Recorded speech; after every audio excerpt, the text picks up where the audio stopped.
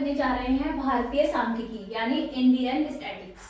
ठीक है, Indian statics के देखिए पहले तो पिता कौन थे, भारतीय सांख्यिकी के पिता कौन थे, वो पिता थे उनके प्रोफेसर प्रशांत चंद्र महालनोबिस। ठीक है, और उसके क्या थे, राष्ट्रीय सांख्यिकी दिवस कब मनाया जाता है, नेशनल स्टैटिक्स डे कब मनाया जाता है, तो वो मनाया जाता है 29 जून को। ठीक है, अब देखिए एक बात ध्यान रखिए कि हमारी जो सांख्यिकी है उसका विकास की व्यवस्था कैसे की गई थी, उसमें के लिए क्या क्या चीजें लागू की गई थी, क्या क्या चीजें बनाई गई थी। तो ये चीजें बनाई गई, देखिए पहले सबसे पहले स्टार्टिंग होता है 1868 में। तो 1868 में क्या हुआ था, पहली बार लंदन में ब्रिटिश भारत का सांख्यिकीय सार प्रकाशित हुआ था। कहाँ पर, लंदन में। ठीक है, किसका, ब्रिटिश भारत का। फिर क्या हुआ, उसे सन 1923 में क्या किया गया, भारत में प्रकाशित किया जाएगा। ठीक है, 1868 में वो कहाँ हुआ था, ब्रिटिश भारत का लंदन में। ठीक है, फिर उसके बाद वो 1923 में कहाँ किया जाने लगा, भारत में। ठीक है, उसके बाद 1872 में प्रथम जनगणना की खोज की गई थी, प्रथम जनगणना का विकास किया गया था। लेकिन क्या हुआ, उसका जो परिणाम निकला वो संतोषजनक नहीं था। ठीक है, परिणाम उसका परिणामजनक नहीं था, वो मतलब परिणाम देने वाला नहीं था, अच्छा परिणाम नहीं दिया उसने। ठीक है, फिर 1881 में क्या हुआ, भारत का इंपीरियल गैजेटियर प्रकाशित किया, इसमें कानून और न्यायालय मंत्रालय बनाया गया। ठीक है, फिर उसके बाद 2 मई 1951 में क्या बनाया गया, केंद्रीय सांख्यिकी संगठन यानी सेंट्रल स्टैटिक्स ऑर्गेनाइजेशन। ठीक है, ये वाला इंपॉर्टेंट पॉइंट है, ये मोस्टली पेपर में देखने को मिल जाता है। ठीक है, फिर उसके बाद में 1954 में क्या हुआ, सांख्यिकी एवं समग्र अधिकोष प्रभाग की स्थापना हुई।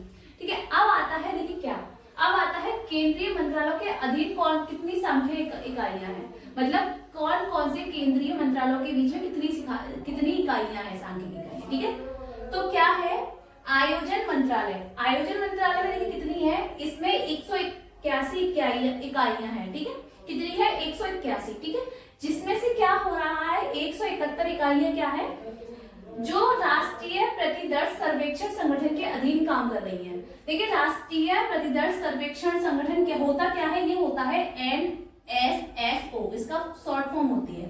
ठीक है, शॉर्ट फॉर्म इसका इंग्लिश में क्या बोलते हैं, नेशनल सैंपल सर्वे ऑर्गेनाइजेशन।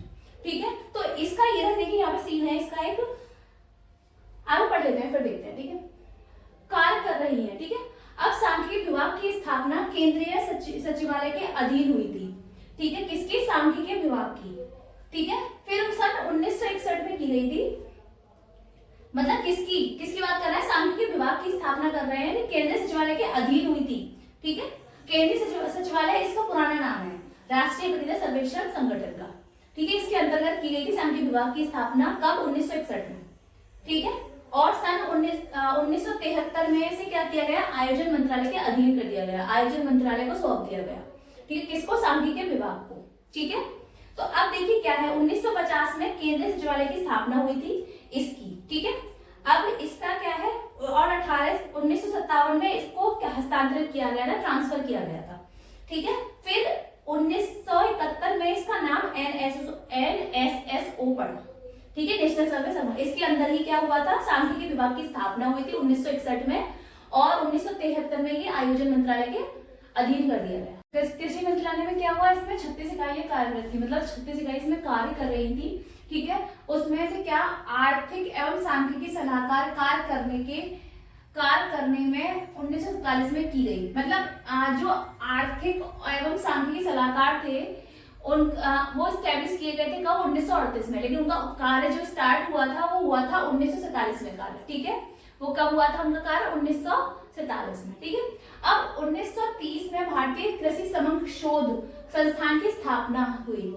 ठीक है, क्या हुई, भारतीय कृषि समग्र शोध संस्थान की स्थापना हुई, और उसे जो क्या हुआ, 1970 में ICAR के स्वतंत्र संस्थान के रूप में कार्यरत कर रही है, मतलब वो अपनी खुद की है रिसर्च ब्यूरो, वो अपना कार्य कर रहा है खुद से ही। ठीक है, उसका फुल फॉर्म क्या है, ICAR का, Indian council of agriculture research.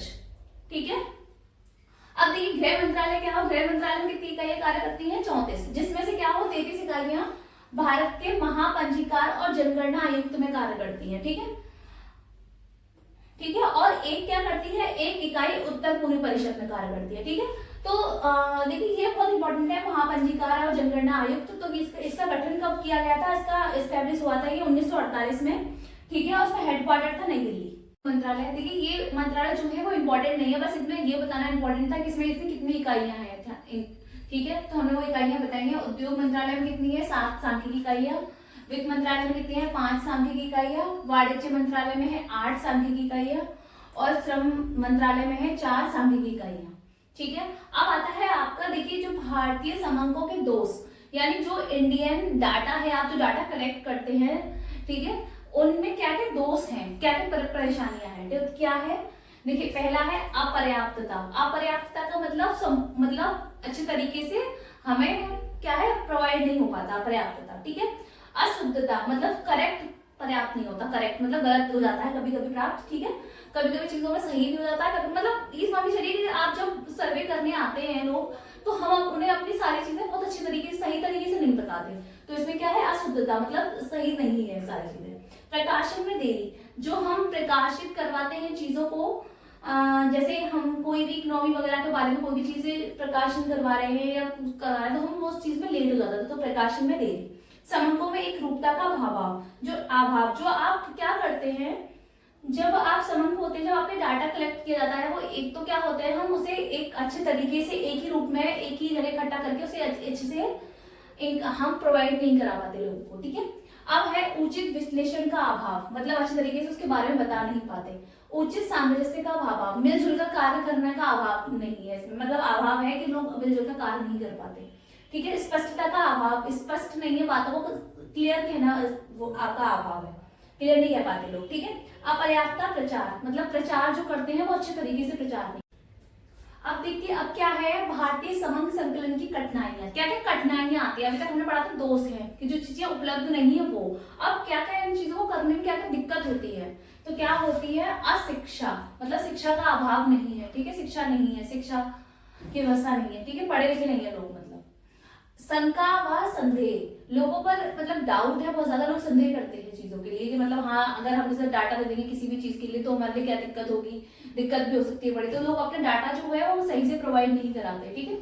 भाषागत व रीति रिवाजों में विविधता, मतलब लोगों की लैंग्वेज को समझने में भी दिक्कत होती है लोगों को, और रीति रिवाज में मानने में भी दिक्कत होती है, ठीक है।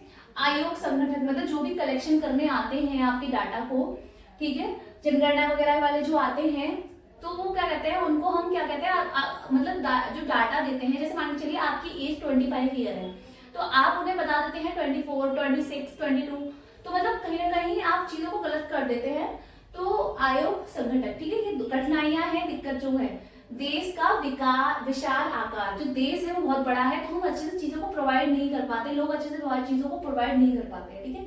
यातायात व संचार के साधनों में कमी, और क्या कर रहे हैं हम, यातायात और संचार मतलब बात करने के तरीके में या फिर लोगों को आने जाने में जो दिक्कतें होती है उन साधनों में कमी है, ठीक है।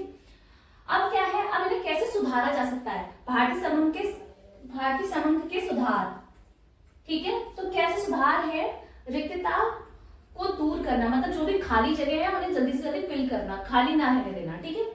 फिर ग्रामीण क्षेत्रों का व्यापक सर्वेक्षण, मतलब ऐसा होता है, देखिए शहरी लोग जो होते हैं वो जानते हैं जनगणना क्या होती है या कोई भी चीजें क्या होती है, हम जो डाटा प्रोवाइड करा रहे हैं सरकार को उससे हमें क्या लाभ होगा, लेकिन जो ग्रामीण लोग होते हैं उन्हें नहीं पता होती चीजें बहुत सारी, तो क्या होते हैं, उनको बहुत अच्छी तरीके से जानना, उनका सर्वेक्षण क्या करना, बहुत अच्छे तरीके से करना। व्यक्तिगत संस्थाओं को प्रोत्साहन करना, मतलब व्यक्तिगत संस्थाएं जो पर्टिकुलर पर्सन की, अलग अलग पर्सन की डाटा को अच्छे से प्रोवाइड करवा सके लोगों को, इसलिए उनको क्या करना, प्रोत्साहन करना। समन्वय मतलब सुधार करना, ठीक है, चीजों में। फिर प्रकाशन में शीघ्रता, मतलब अगर कोई भी चीज आप प्रकाशित करवा रहे हैं तो उन्हें जल्दी से जल्दी प्रकाशित करवाना। संगठकों को प्रशिक्षण, जो डाटा करवाने आ रहे हैं उनको द्वारा क्या किया जाए, जैसे मान लीजिए आपने किसी से एक बार, जैसे आपने जनगणना करवा ली, ठीक है, उस जनगणना के बाद फिर उन चीजों का द्वारा चेक किया जाए, ठीक है। तुलनीयता के लिए प्रमापीकरण, मतलब लोगों में तुलना जो हो रही है, चीजों में जो तुलना हो रही है उनका क्या करना चाहिए, उनको मेजर किया जाए, द्वारा मापा जाए, ठीक है, प्रमापीकरण किया जाए। जन विश्वास जागृत करना, मतलब जनगणना के लिए क्या करना, विश्वास को जागृत करना। उचित प्रसार, मतलब उचित उसका अच्छे से विस्तार करना, उचित बढ़ावा देना, ठीक है। तो ये थे आपके क्या, भारतीय संघ के सुधार, इस कैसे कैसे भारतीय संघ का जो डाटा है उसे हम सुधारा जा सकता है। ठीक है, तो आज की क्लास हम ये भी खत्म है, हमारा चैप्टर खत्म हो चुका है। ठीक है, अब हम आपको मिलते हैं नई क्लास में नई चैप्टर